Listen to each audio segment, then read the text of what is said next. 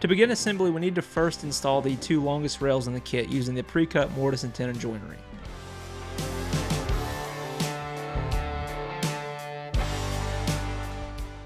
Once the 2 longer halves of the table base have been assembled, connect them together using the 2 shorter skirt boards in your kit.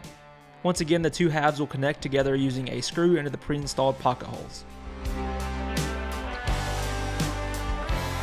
Once the skirt boards are attached to the table legs, install the corner blocks using the supplied bolt into the pre-installed threaded insert of the leg. The corner blocks will add extra strength to the table kit and protect it for years to come.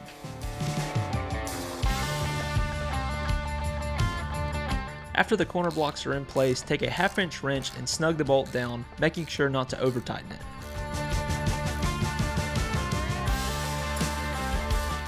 Finally, use the supplied screws to secure the corner blocks to the skirt boards. To attach the table base to the tabletop, place your tabletop upside down on your work surface and measure for the proper overhang. All of our table base kits come with pre-drilled pocket holes for attachment, but we also offer Z-clip fasteners and figure 8 fasteners depending on your project preferences.